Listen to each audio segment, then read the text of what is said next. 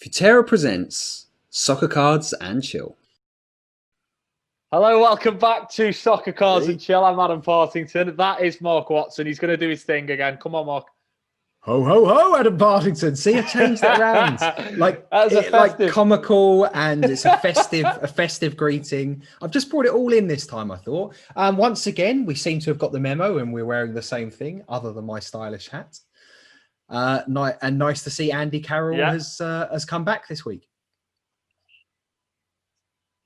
Oh yeah, Big Andy C. There he is. Big Andy He's not C, very there festive though today.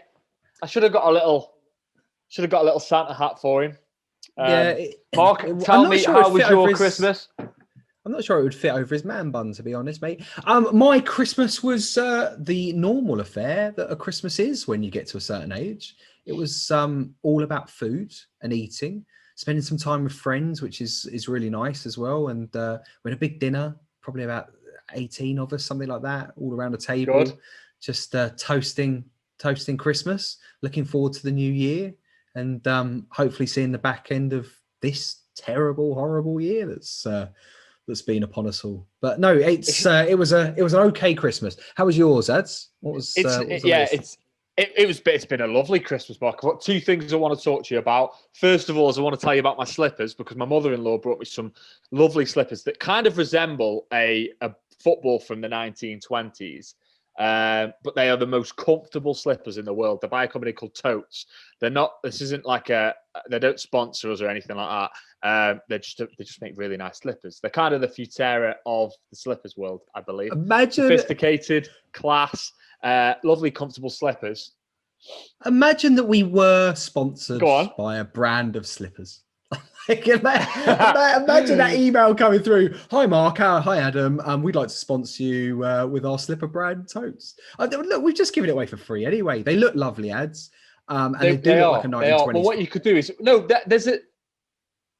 I think there's a nice link up there, because you could buy slippers and then you could get a different Futera card in each slipper, like it's a little surprise. Oh, look, you pull it out, you're like, oh, look, there's Higuain. That's brilliant. In me slipper. Or you could not realise they're in there, accidentally put your foot in there, and not get a PSA 10 when you send it in to get graded. Either way. Yeah, that's a good point. You have done there. Yeah, that's good. Yeah.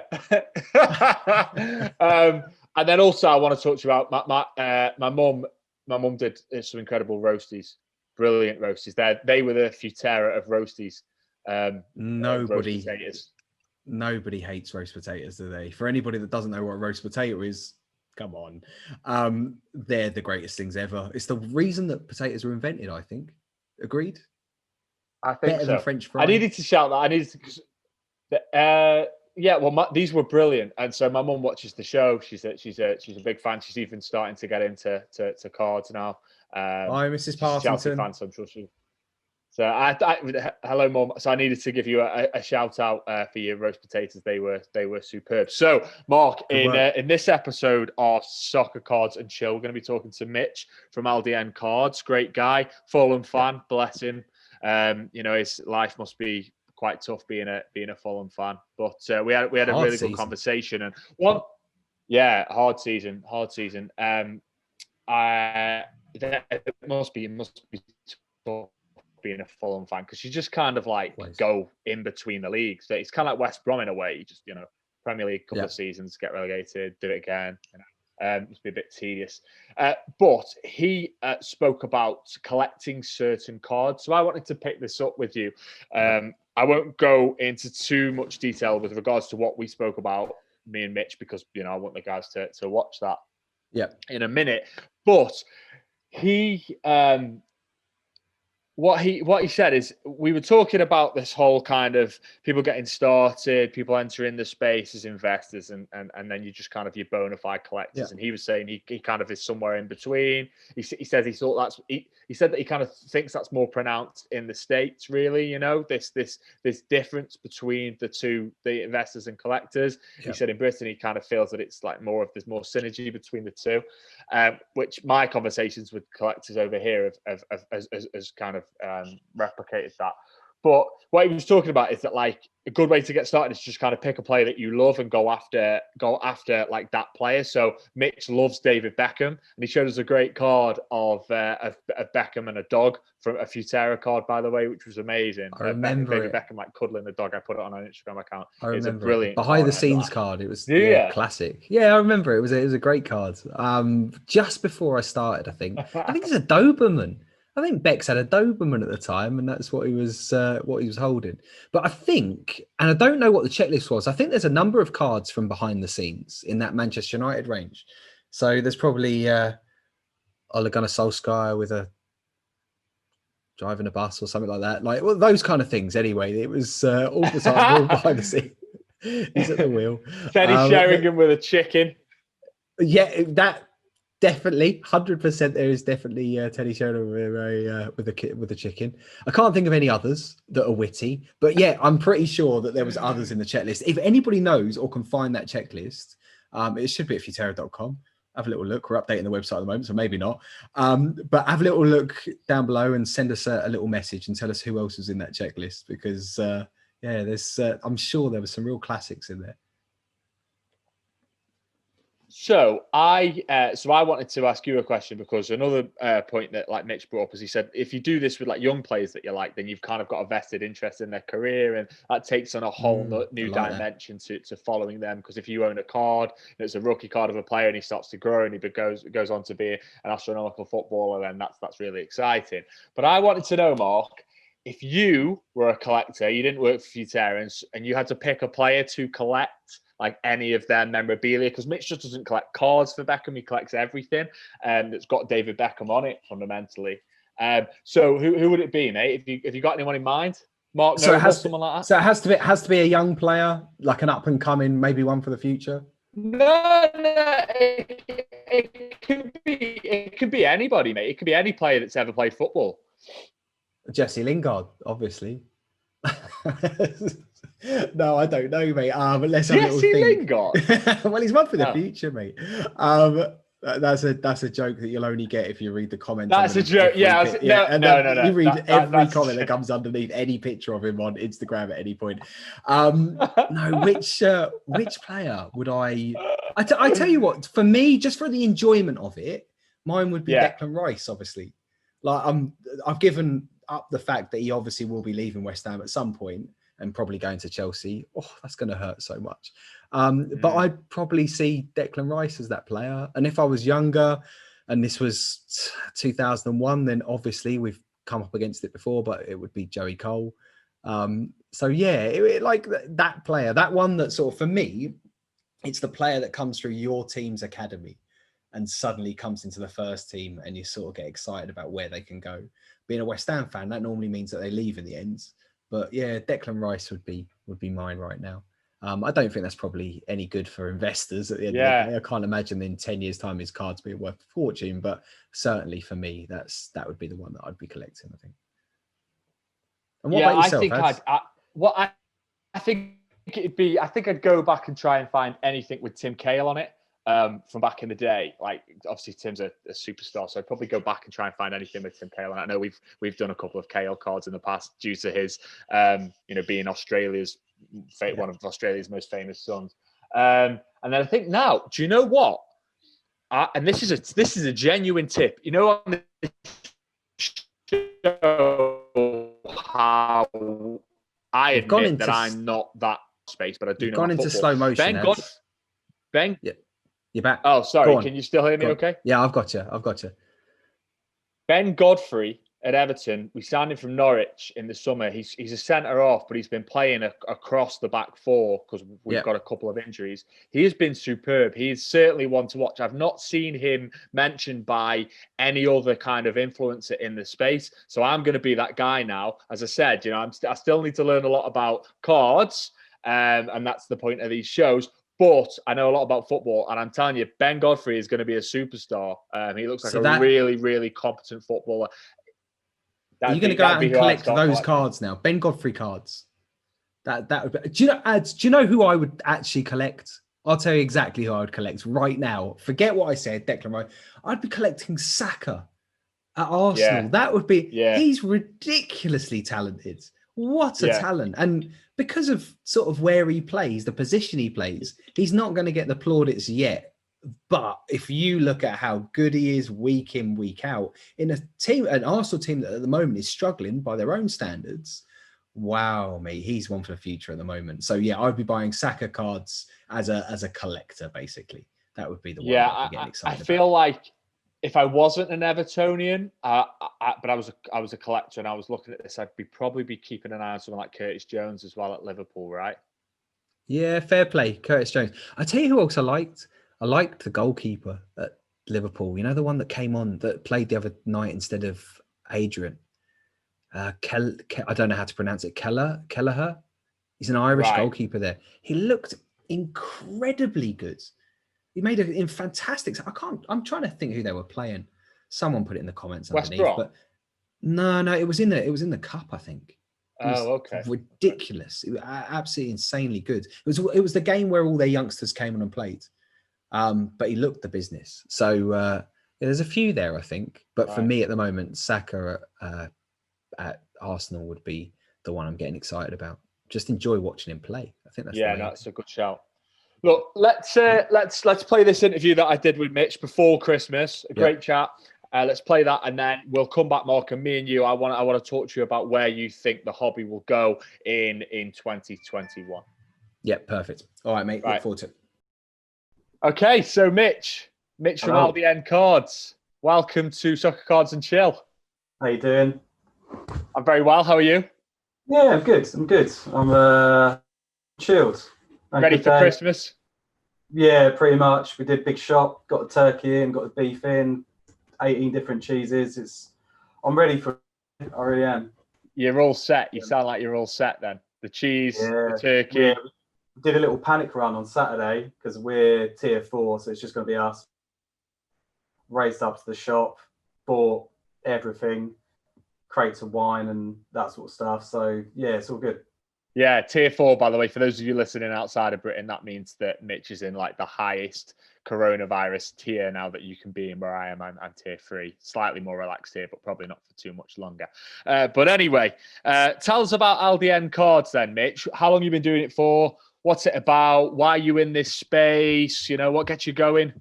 Yeah, so I just added an Instagram page, probably longer. So I started the YouTube channel in, I don't know, March, April, something like that.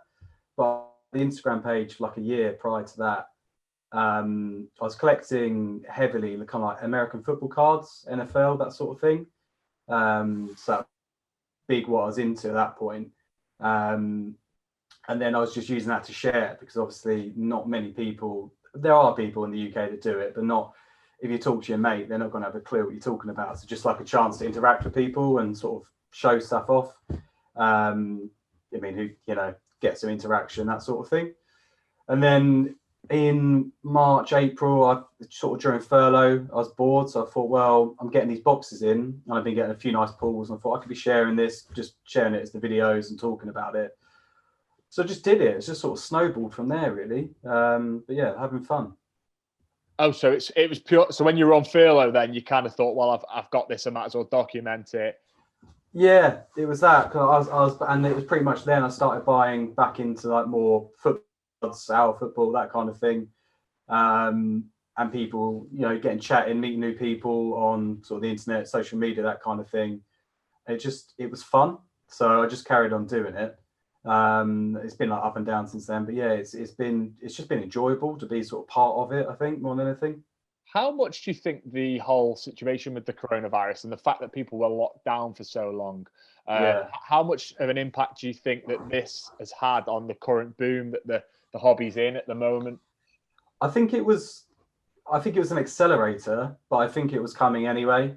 So if you look at like every 2 years, just from a UK perspective, like every 2 to 4 years, people, they don't really collect the sticker albums so strongly for Euros, but for a World Cup, everyone.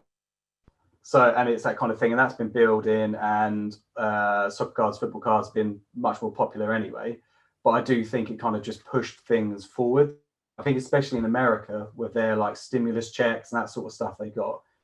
And they were looking, and because over there's that big kind of investment versus collection thing.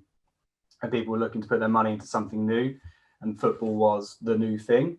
And I also think due to COVID, we also had that period where the Champions League was condensed at the end, and that made for such a good spectacle. There was games like every night, every other night. It was either Champions League, Europa League. It was constant football. And I think that maybe not kind of us being at home and bored, but the way it made the fixtures in the football, I think that really kind of pushed things along. Yeah, I think it's interesting, because in the other conversations that I've had with collectors / investors, they've kind of said, yeah, it wasn't, because you'll hear people kind of put a lot of emphasis on this boom being down to COVID. But I think that the people that I've spoke to, who are actually involved in the hobby, have said, yeah, it's just kind of been a contributing factor. It's not purely down to COVID. It would have happened anyway of some sort. So, how currently, when you look at like the market then, and the fact that we've had a couple of up and downs, haven't we? But now we're on an upward trajectory. How long do you think this has got legs? Do you think it's something that will just continue then until the next World Cup, or how do you see things manifest? Yeah, I think so. I mean, I don't know how much the trajectory will continue to be like it has been. I think it'd be nicer if it was a bit more even and slow anyway, just because I think that's better for collectors and people actually buying the product. But yeah, I think it's going to continue because there's so many things that haven't happened yet, really. So in the UK, buying product is difficult. We don't have much in terms of retail product. So why is that, Mitch? What's the deal there? I don't know. I mean, I spoke to people at Panini and Topps 4 years ago, just talking about getting American football here, and they just didn't think there was the demand. And I guess the effort of getting it into shops, they can't just send 100 packs. It doesn't really happen. It's got to be, an amount that's scalable and so they can do. They're not going to enter into a small agreement. I thought even e-commerce was the first place to go, and Topps have been doing a lot of that. Panini, they do it through their German site. So it's slowly, but I think until we start seeing packs in stores, and that doesn't have to be hobby, that could be a retail version. So people watching, they'll probably know Prism, they'll probably know Select from Panini. If they are baseball collectors from Topps, they'll know Series 1 and 2. They're all the sort of things where you get your hobby box, but then a lot of what people buy and actually open are the cello packs, the fat packs, that kind of thing, which they would get in American Walmart. And there's no reason why you can't see something like that end up in a Smith's. There's got to be demand enough now, I think, more than anything with our football, because if people are going to go in and buy a pack of match attacks, a pack of 10 packs of stickers, drop a tenner on something like that, I can see them dropping a tenner on a cello pack of retail, maybe even 15, 20 quid. I do think the demand's there now. You are using some terms there that a mere mortal like me, like a sports trading card moron at this point, doesn't understand, doesn't get. So you said like fat packs and cello packs. Yeah, I'll break it down. What are you talking about? It's like a hobby box, which is like I haven't got one, but so you got something like this from Topps, which is like an on-demand box. So if you imagine that but bigger, and in that you'd have, that's kind of like your main release, which might be anything from say 100 up to any price with Panini, 500, 600, 800, thousands. They will have your maybe 40 cards, 2 autographs, parallel cards, something like that. They're the kind of your big boy stuff. Lower down, they'll do variations. So often within those packs, you've got your autographs and your parallels. But for retail, to make it cheaper, there's very rarely autographs. They're like one in a blue moon. And you'll have parallels, but they are only in retail product, just to make it a bit cheaper. And then you'll have options. They might have fat pack, which would have, 15 to 20 cards in. They're all base apart from 1 or 2, which will be a particular parallel, which doesn't carry, they're still collectible. And they might be $20. And then you might have a slightly different variation. So Panini will have a mega box, which is like the next one up, which will have 1 autograph or 1, and they might be $50 or something like that. So it's just a more affordable version. It's like it's your own version. It's just a mini version of the big boy thing that's just easier to get and it's cheaper to buy. And I think that is probably the best way for manufacturers to go in the UK for now, is to get much more of that sort of stuff here. Right. Okay, that's interesting. How are you navigating this current boom then? So we had off camera, we had a little quick conversation before I hit record, and I was like, okay, where do you sit on this investor slash collector spectrum? Now like we do in this country, we've obviously imported that from the States. You're kind of saying it's not as clear cut here, maybe. That's more of an American thing. You've got your investors, then you've got your collectors as kind of merged somewhere in the middle. And I'm starting to notice that with the guys that I'm speaking to. Like even the last conversation with Neil Patel, Nian was saying like he came into it as an investor, but now he's starting to love his cards. And then like Jamie Salt, who I spoke to before, is a purebred collector. And then he's saying, oh, but now I've kind of like started to make money off my cards, and I'm looking at it like that. And they both kind of said, we'll collect cards. People are collecting cards, realizing there's some value in them, chopping them in to maybe get better cards. And you've mentioned that as well. So where do you put yourself on the spectrum, or are you just kind of a pure centrist with regards to this?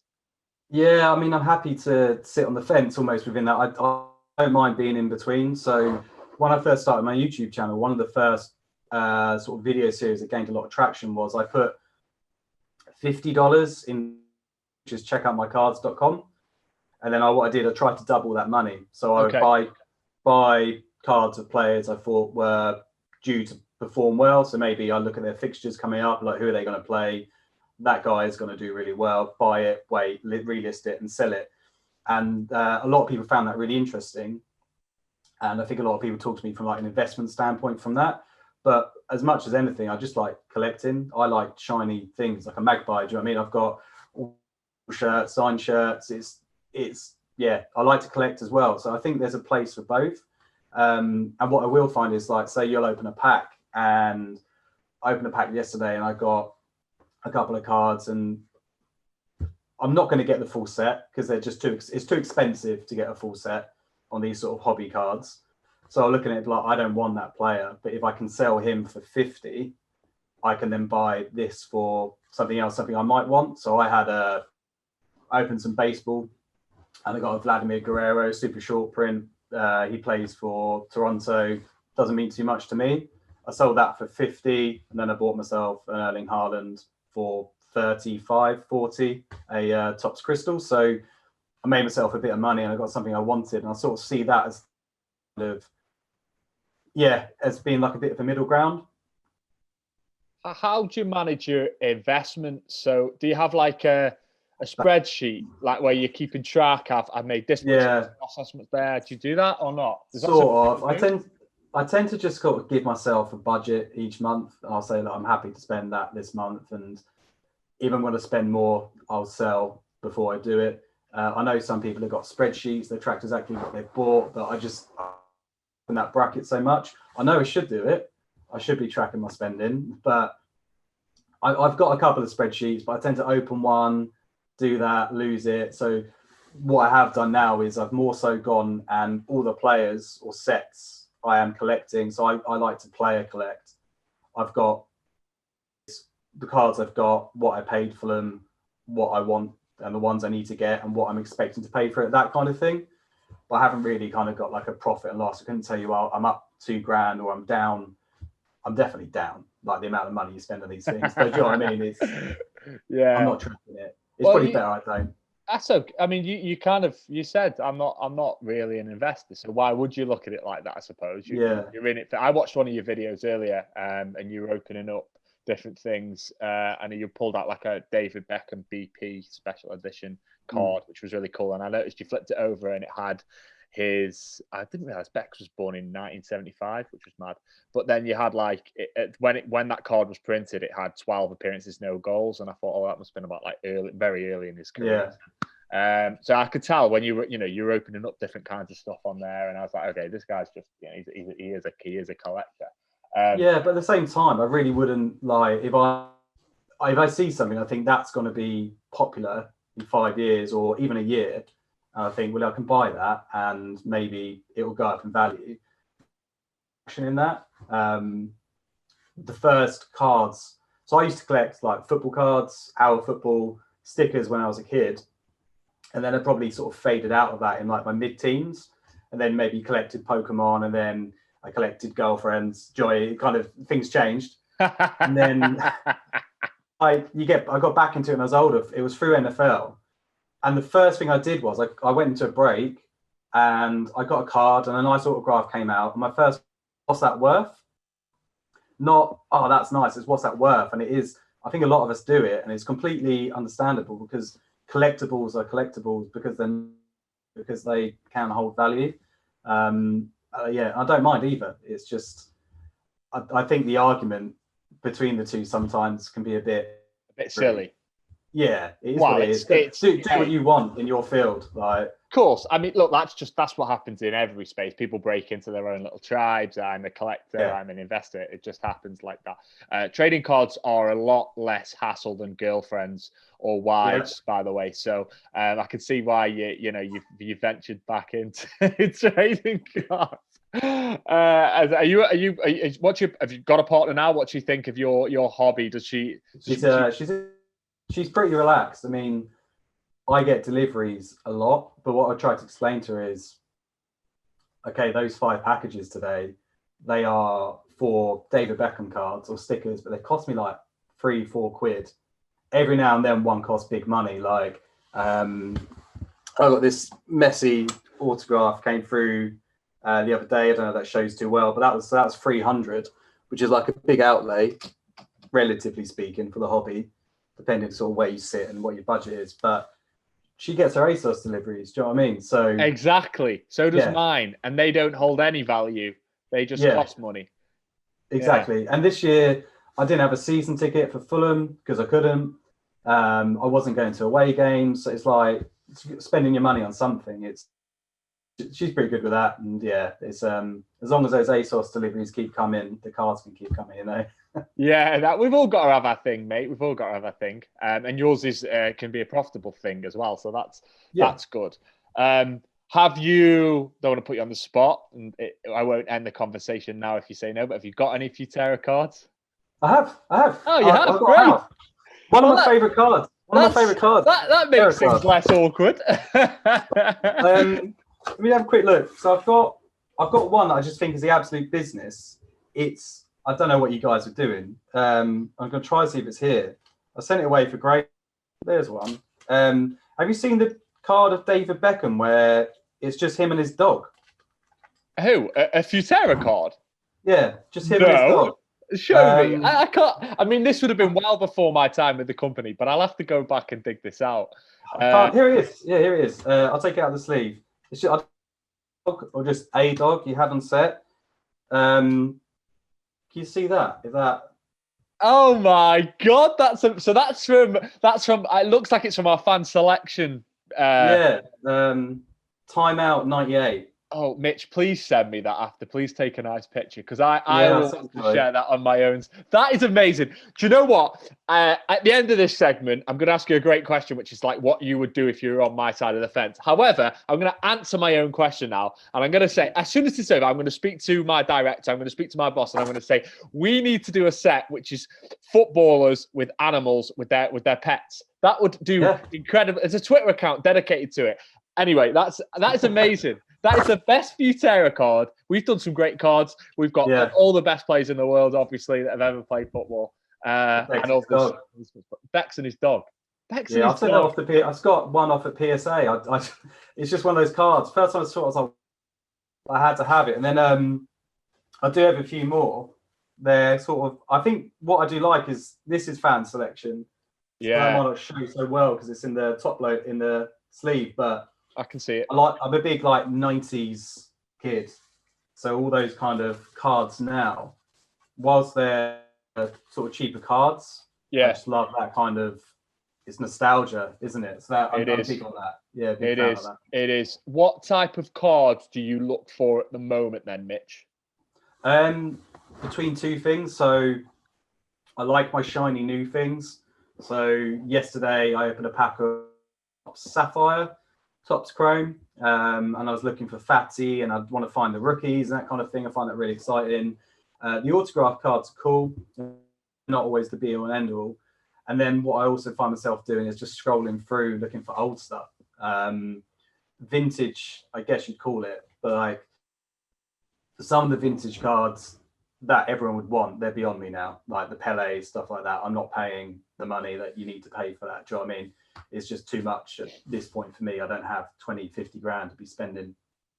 But kind of your mid vintage, like your 90s stuff. So I will look for old David Beckham cards, just things like that, stickers, whatever. I like to go through and just look at some of the older classic like 90s players and their rookies, and Del Piero, Buffon, Ronaldo, all that sort of stuff. I've got a little list set up on eBay, a watch list, and just waiting for them to appear, the save searches. So yeah, I like to sort of go and buy that kind of thing, really. So yeah, a range from brand new, shiny to old, vintage, everything. Do you know who are you behind the David Beckham cards account on Instagram as well? No, that's not mine. But so there's two. There's David Beckham cards and DB7 cards. That's the one. Yeah, I know them both. Yeah, DB7 cards acts us in a lot of the time in his Beckham cards. He's got some great ones, but he's not got one with a dog. He's not got that one with the dog, which I am in love with that. I can't believe that is a brilliant card. No, okay. So here's a good question, and it always sparks a debate. And I know you're a football fan. You're a Fulham fan, and when we can go, I've been to Fulham a couple of times with Everton. By the way, great little stadium, lovely little area to go and have a beer when things open. Loads of pubs. When things open up again and I come down to watch Everton, we'll have to meet up and have a beer. But in the future, Mitch, looking at like some of the players now that are around, is there anybody that you've got your eye on? Anybody you see there's real kind of potential? I don't know actually.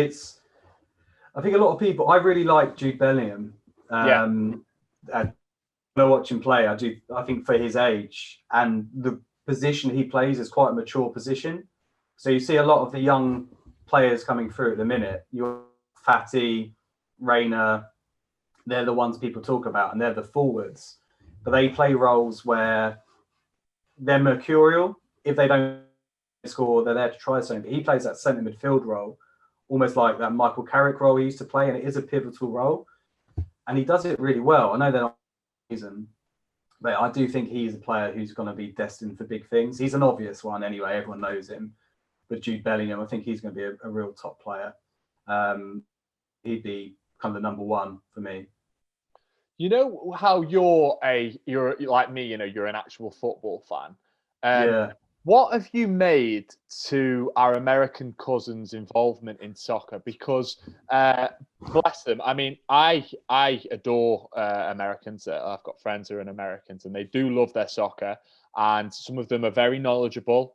Being an Evertonian and the stuff that I used to do in the Everton space, I got very conversational with a lot of American Evertonians, and they know their stuff. But there is an element where a lot of them, this is new to them, and it's not native. It's not a cultural thing there. They've got lots of other sports.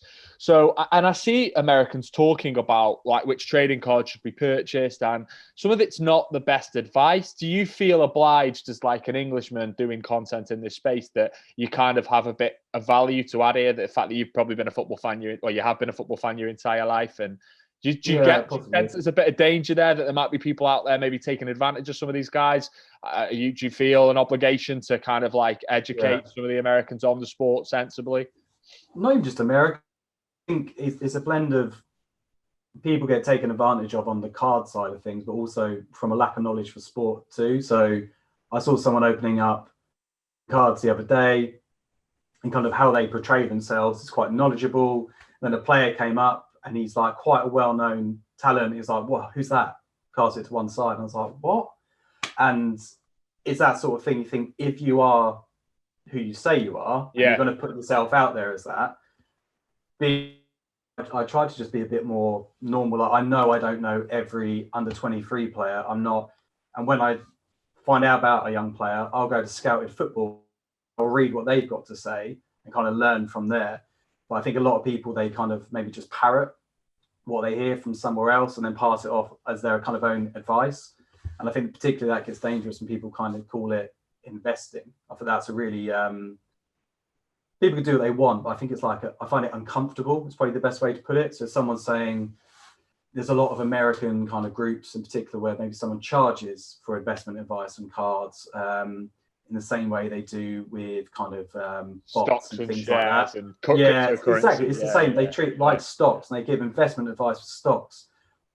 And that was kind of my easiness with it. Is I said, there's a risk someone could get hurt, and it could be the person giving the advice or someone receiving the advice, because you've only got to innocently say, definitely do this, 100%, and it go wrong, and then you fall foul, or the person falls foul, and it's very difficult. I do think careful. The only thing I'd say is just, if you want to do it from an investment standpoint more than collecting, just watch the games, watch football, and if you enjoy it, buy the players you like. But I also think from investing, if you buy collections or get involved in collecting, you're likely going to have these cards anyway. So I pulled an Ansu Fati rookie card yesterday from Sapphire. I got it because I bought the box because I wanted to buy the box, and now I've got the thing. Involved in collecting, there's every chance you're going to have the items you want for investing as well. So I don't know. I think people need to be careful, but I would say watch the games, get collecting, and then from there, everything else can come. Yeah. So Mark and I were talking on a previous podcast. Mark's my boss. He's the creative director at Futera, and he's a big football fan as well. And we were saying, like, it's harder sometimes with rookies, specifically in football, soccer. Like, they're not as obvious, and players can come out of so many different places. Like, because soccer is the global game, I like to say on this podcast that it's played everywhere from Cambodia to the Congo to Canada. You know, like, it's played across the world. So you can have lads that come out of nowhere, and ladies now, that just come out of nowhere. And the path to, I think, success isn't as obvious as maybe it is in, like, American football, say, where you've got this kind of, like, you know, you've got your I know nothing about American football. Yeah, exactly. So I think sometimes that needs to be a consideration, doesn't it? Have you got any, like, so say I'm an American watching this now, and I'm like, right, lads, are you making sense? Because I'm an American, I don't know a lot about soccer, but I'm new to this, and I kind of like the game, and I do want to get into this, and I do see the potential. Like, what would you say to somebody in that position?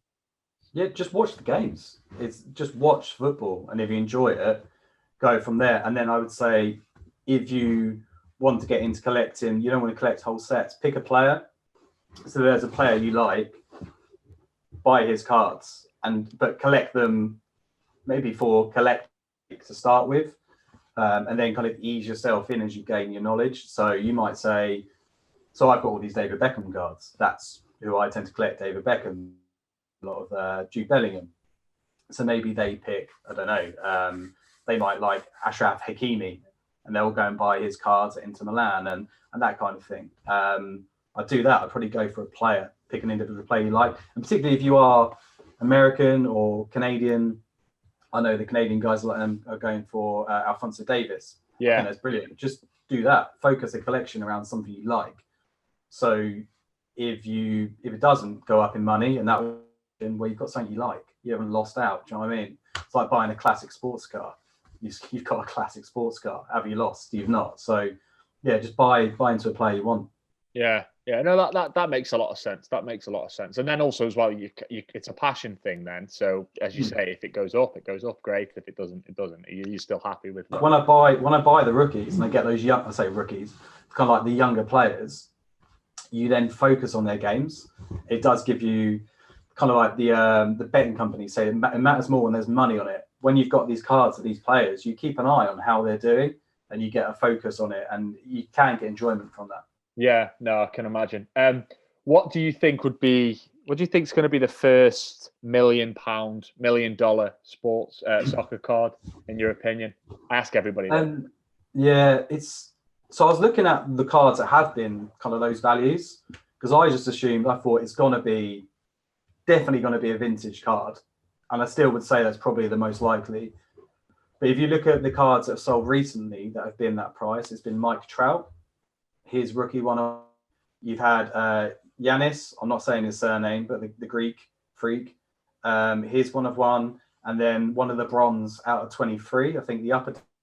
They're modern players, but that is in America, where those sports and the amount of collectors is so huge. So I think if it's going to be $1 million card, I think it's going to have to be in America. And I think in America, it's going to have to come from a real big investor and collector, which I think it's probably to be one of the big sort of valued guys already, like Pele. It will be his, I can't say, his like Alifa. I can't say it. The one. Yeah. Were they a Swedish company or something? Swedish, that's it. Yeah.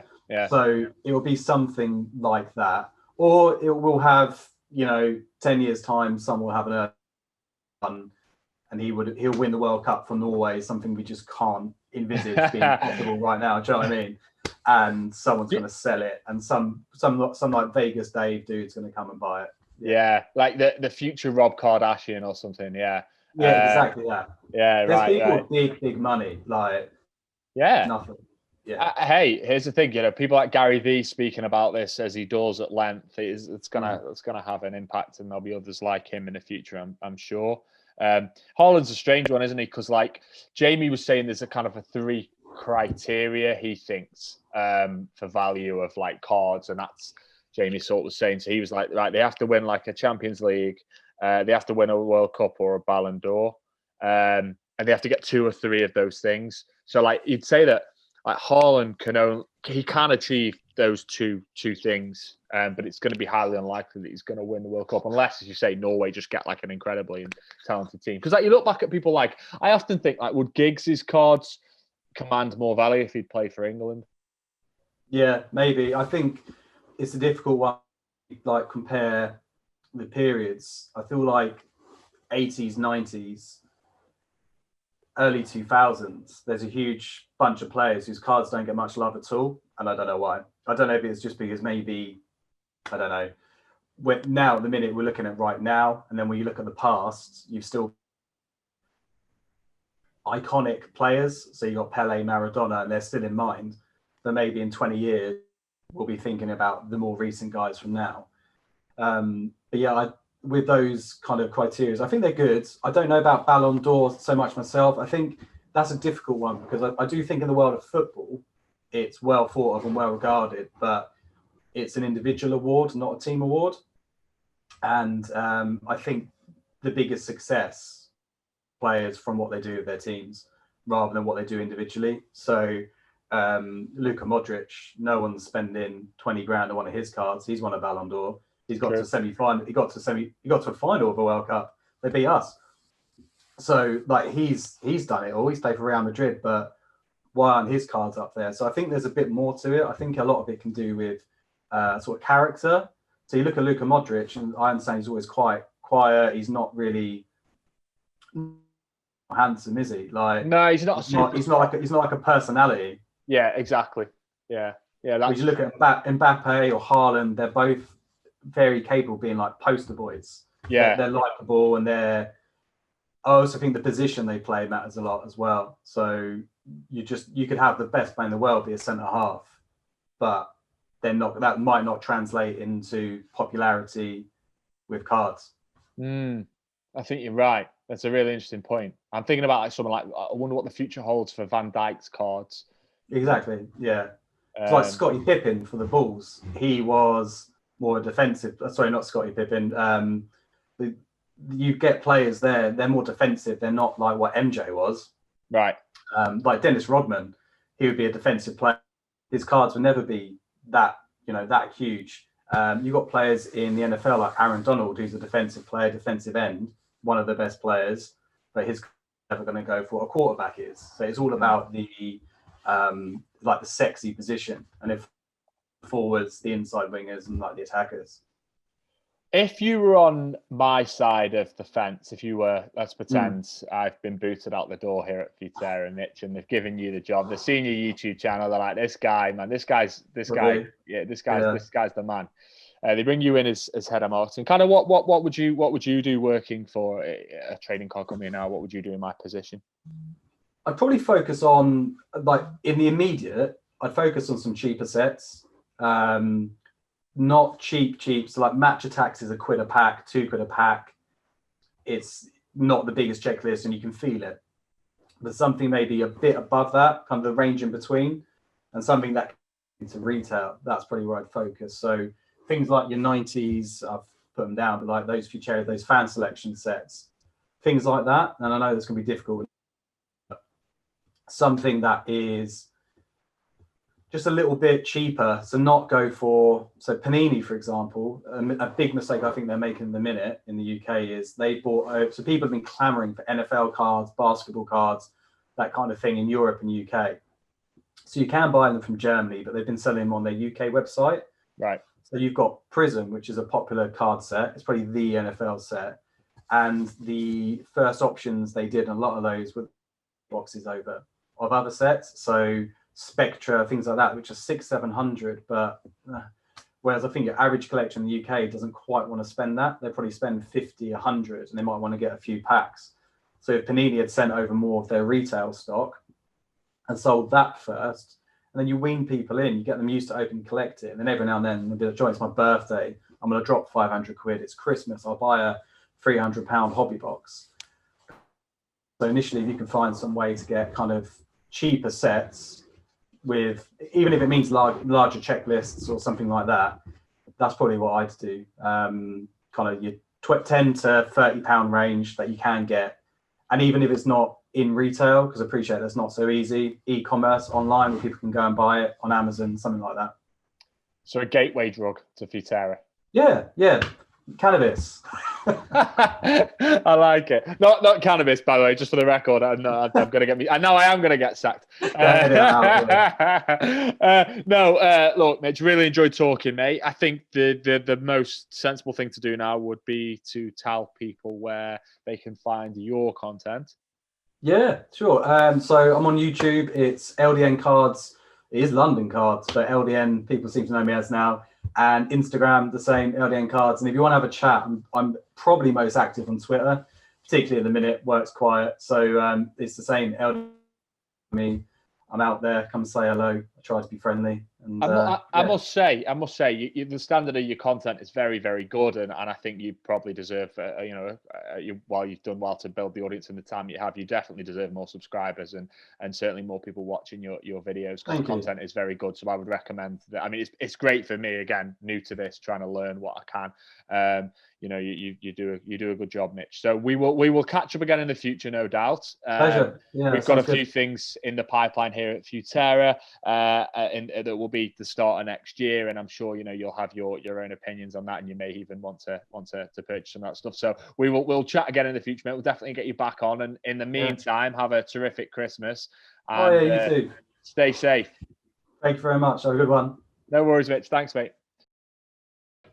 Welcome back to Soccer Cards and Chill. I'm Adam Partington. That's Mark Watson. That was a conversation just then with Mitch from LDN Cards. Hope you enjoyed it. Anything that you agree with or disagree with, anything that Mitch and I didn't cover, please do let us know in the comment section below. And if you're listening to this podcast on any of the podcast apps, do remember to leave us a review as well. That helps us in our journey and our conquest to become one of the biggest producers of soccer card orientated content, which is my personal goal for 2021 for sure. Love that. Right. That is it's and a goal. Subscribe. As well as obviously subscribe to us on YouTube as well. We always forget to say that, but yeah, let's subscribe on YouTube so you know when the next one's coming out. We should be having content every week at the moment, so should be new stuff coming out. Yeah, you sound like a wanted man. I can hear something buzzing, Mr. Watson. Could be. There we could go. Be my phone. Oh, how unprofessional of me! My phone's going. It's still going. We'll turn that one off for now. I think it's actually Gwyneth.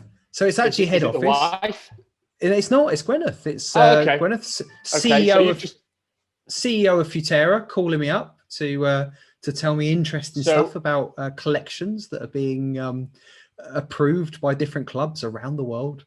That's what I've got at the moment. So that's live. Look at that.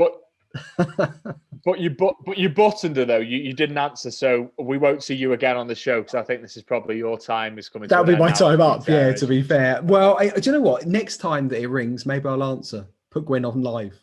We can talk about what we were doing there. It's actually we're getting approvals for some products from a club that we haven't announced a license with yet. And that's all I can say. And they're not English. So that's quite exciting. So there's some really cool licensed goods coming, but I'm not allowed to say what they are or who they are, but it's time to get excited, I think. In the next couple of weeks, we will be able to actually talk about it on the show. We'll do a live launch on the show. We'll show you the cards on the show. We'll give you the whole lowdown basically. But yeah, I've got to sit up. I keep on getting told when people are watching this that my posture's bad on screen. So I'm gonna try and do this, maybe do some exercises and stuff and try and get me back like that. Yours looks wonderful, Adam. There we go. I've got good posture. I work on it, Mark. I work on it. Perfect, mate. I'm gonna do that as well. There we go. Shoulders aren't quite as big as yours though. Anyway, back to cards. You keep coming with the compliments, mate. Keep coming with the That's compliments. That's all right, mate. I'm blushing. I'm blushing. I like small shoulders. The hobby in 2021, Mark. We've seen we've seen a boom in 2020. Things have got a little bit crazy, as they say. Do you foresee this continuing into 2021? To the moon, Adam Partington, to the moon, mate. I can't, honestly, I'm biased. I'm in the industry, you're in the industry, so I'm going to say that it's going to keep on going forwards. There's no doubt it's going to keep on going up. You've got 2021 now, we've got the European Championships that have been rescheduled on. So we've got a major event. You've got big players playing in that. You're going to have Ronaldo, Ibrahimovic. Did Sweden qualify? I think they did, didn't they? Is he going to come out of retirement and play in the European Championships? I don't actually know. We're going to say he probably will. You'll have all the big players from around the world, Mbappe, etc. Some of the new youngsters. It's only going to feed the hobby, basically. From that point on, you've got a World Cup coming up in 2 years' time in a totally new country that can only be exciting. It's at a different time of year. I think that the hobby has only just started. I think that the boom in soccer cards has only just started. And I think that over the next 2 years, you're going to see this absolutely go through the roof. And it just, obviously, COVID, nobody knows what's going to happen with that. And leagues could get cancelled. The European Championships might not happen, etc. But the way things are going at the moment and just the excitement that everyone has for it, the hobby is on its way, I think, certainly. I'm just gonna quickly message Gwyneth to tell her I am actually in a podcast, because otherwise we're gonna get that ring every now and again.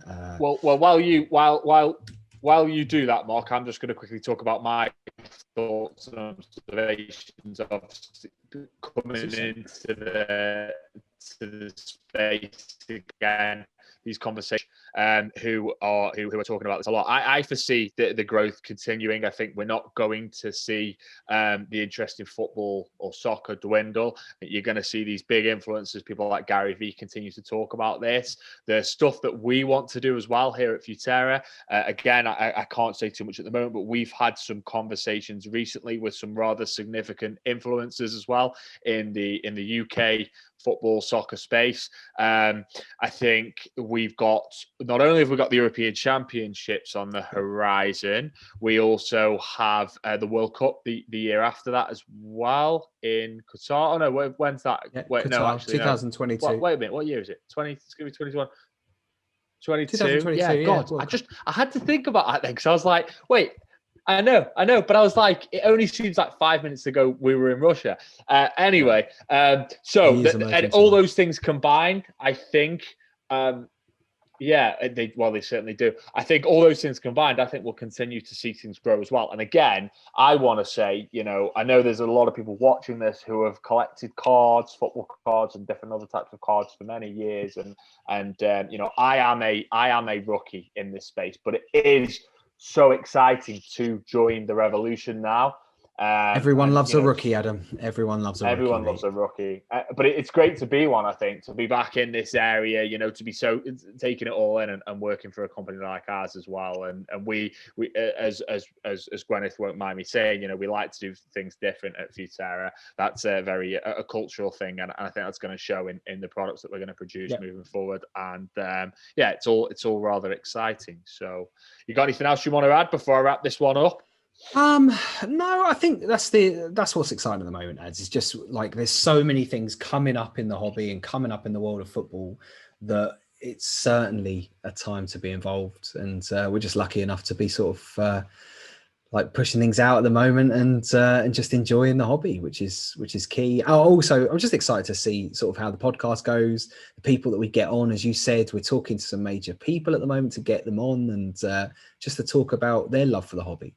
And we're starting to see sort of some really well-known people that are loving sports cards and loving trading cards. And so it'd be good to start chatting to people and just to see why they love it so much.